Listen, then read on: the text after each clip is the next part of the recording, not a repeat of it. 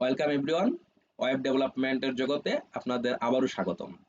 আজকে আমরা HTML এর স্টাইল অ্যাট্রিবিউট ইউজ করে কিভাবে টেক্সট ডিজাইন করতে পারি তা শিখব।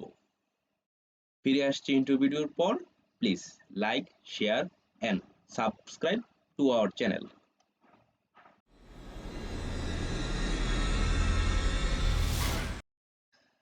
চলুন আমরা নোটপ্যাডে চলে যাই। আমরা প্যারাগ্রাফ ক্লাসের যেই এক্সাম্পলটা দিয়েছিলাম সেই এক্সাম্পলটা এখানে নিয়ে আসছি কাজের সুবিধার্থে। চলুন আমরা কোডটা রান করে দেখি আসলে আমাদের আউটপুটটা কি আছে। এটা আমাদের একটা h1 ট্যাগ এবং এটা আমাদের প্যারাগ্রাফ, এটা আমাদের h2 ট্যাগ এবং সেটা আরেকটা প্যারাগ্রাফ। আমরা এই এক্সাম্পলটার উপর আজকে কিছু স্টাইল অ্যাড করব স্টাইল অ্যাট্রিবিউট ইউজ করে। চলুন আমরা আবার নোটপ্যাডে চলে যাই।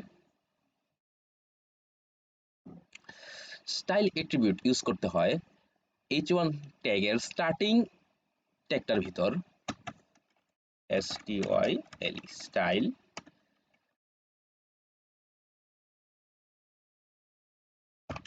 Equal quotation.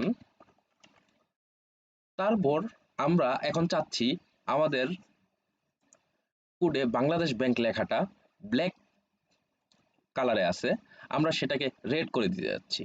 তাহলে আমাদের স্টাইল অ্যাট্রিবিউটের মধ্যে কালার নামক একটা অপশন অ্যাড করতে হবে। কালার কুলন রেড, সেমিকোলন দিতে হবে। আমরা প্রত্যেকটা অপশন ডিক্লেয়ার করার পর একটা করে সেমিকোলন দিয়ে দিতে হবে। তাহলে আমরা এটাকে সেভ করি। আমরা একটু রান ক্রোমে ব্রাউজারে গিয়ে রান করে দেখি, কালার চেঞ্জ হয়ে গেছে, আমাদের বাংলাদেশ ব্যাংক লেখাটি রেড হয়ে গেছে। আমাদের বাংলাদেশ ব্যাংক লেখাটি এখন লেফটে অ্যালাইন অবস্থায় আছে। বাই ডিফল্ট যে কোনো কিছুই আমাদের ওয়েবসাইটে লেফটে অ্যালাইন থাকে।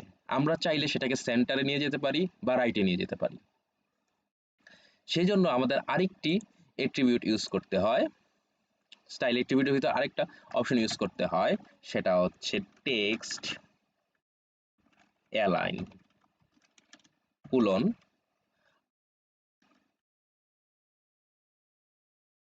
কুলন। আমরা এখন সেন্টারে নিয়ে যেতে যাচ্ছি, তাহলে হবে সেন্টার, সেমিকোলন দিতে হবে, সেভ করতে হবে। তাহলে আমরা অপশনটা ইউজ করলাম টেক্সট অ্যালাইন কুলন সেন্টার। তাইলে আমাদের এই বাংলাদেশ ব্যাংক লেখাটি ব্রাউজারের সেন্টারে চলে যাবে।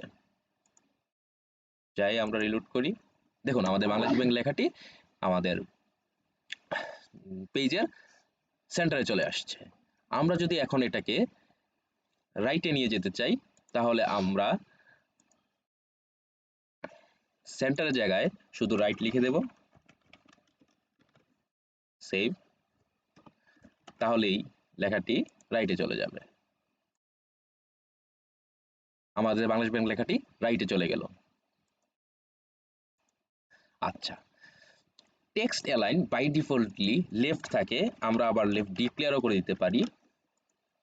তাহলে লেখাটি লেফটে চলে আসবে এবং বাই ডিফল্ট লেফটে থাকবে। ওকে, আমাদের কালার এবং টেক্সট অ্যালাইন দুটো অপশন শেখা হলো স্টাইল অ্যাট্রিবিউটের মধ্যে। ওকে, এখন আমরা একটু ব্রাউজারে গিয়ে দেখি আমাদের যে প্যারাগ্রাফটি আছে এগুলো প্রত্যেকটি লাইন শেষ হওয়ার অংশে সমান অবস্থায় নেই। একটা একটু দূরে গিয়ে শেষ হয়েছে, একটা তার আগে শেষ হয়ে গেছে। কিন্তু আমরা এগুলোকে সমান অ্যালাইনমেন্টে নিয়ে আসতে চাই দুই সাইডেই। তাহলে আমরা স্টাইল অ্যাট্রিবিউটের ভিতর প্যারাগ্রাফের স্টার্টিং ট্যাগের ভিতর স্টাইল অ্যাট্রিবিউট লিখি, স্টাইল ইকুয়াল ডাবল কোটেশন। এখন আমাকে, যেহেতু আমরা টেক্সটটাকে অ্যালাইন করতেছি, সেই জন্য আমাদের টেক্সট অ্যালাইন অপশন নিতে হবে এবং লিখতে হবে জাস্টিফাই কুলন সেমিকোলন দিয়ে শেষ করতে হবে। এখন আমি দেখি আমার কোডটা রিলোড করে, দেখুন আমাদের প্যারাগ্রাফটা স্টার্টিংয়েও একটা অ্যালাইনমেন্টে আছে এবং এন্ডিংয়েও একটা অ্যালাইনমেন্টে চলে আসছে।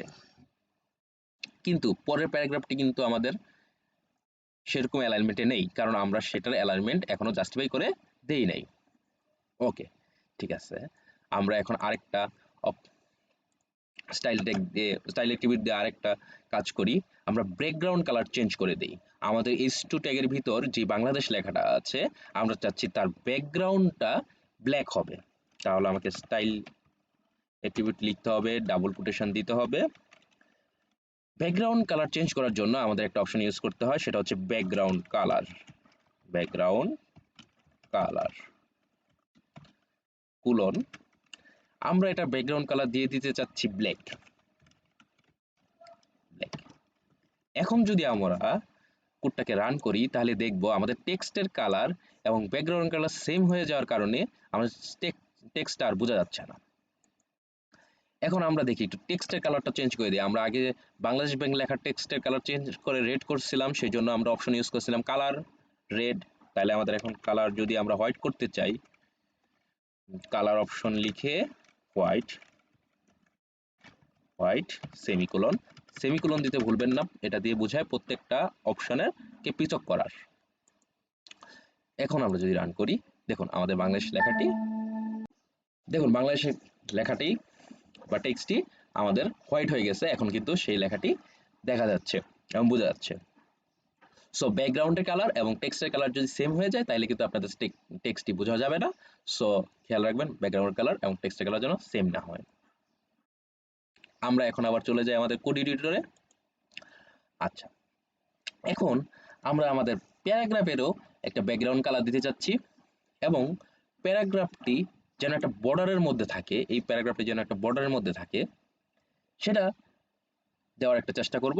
এবং প্যারাগ্রাফটা লেখাগুলো খুব ছোট, আমরা চাচ্ছি এই টেক্সটের ফন্টগুলো যেন একটু বড় হয়, পড়তে সুবিধা হয়। তাহলে আমরা তিনটা কাজ করব এই প্যারাগ্রাফ স্টার্টিং ট্যাগের ভিতর। প্রথমে আমরা স্টাইলটা ডিক্লেয়ার করে নিই, attribute double quotation.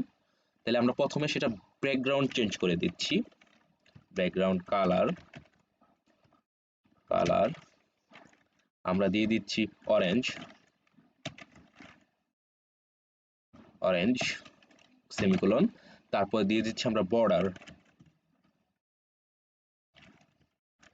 Border, border আমরা কতটুকু থিন বা ওয়েট দেব সেটা আমাদের প্রথমে ডিক্লেয়ার করে দিতে হবে। মনে করেন আমরা বর্ডারকে দিয়ে দিচ্ছি 2 পিক্সেল, সলিড,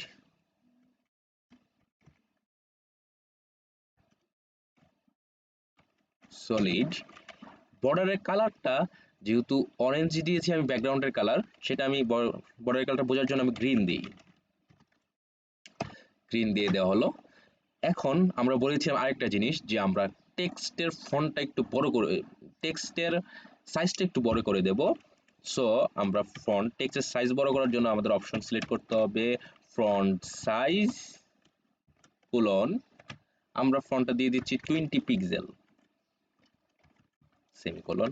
সবসময় মনে রাখবেন প্রত্যেকটা অপশন শেষ হওয়ার পর, ডিক্লারেশন শেষ হওয়ার পর সেমিকোলন দিতে হবে। চলো আমরা কোডটিকে রান করি। দেখুন আমাদের টেক্সটের লেখাগুলো অনেক বড় হয়ে গেছে, একটা বর্ডার চলে আসছে খুব চিকন, এটা গ্রিন বর্ডার চলে আসছে, আমাদের ব্যাকগ্রাউন্ড কালার অরেঞ্জ হয়ে গেছে। আমরা যেহেতু বর্ডারটা বোঝা যাচ্ছে না, সেজন্য আমরা বর্ডারের একটু পিক্সেলটা ইয়ে করে দিই, ইনক্রিজ করে দিই। চলুন পিক্সেল আমরা 5 দিয়ে দিই, তাহলে দেখি।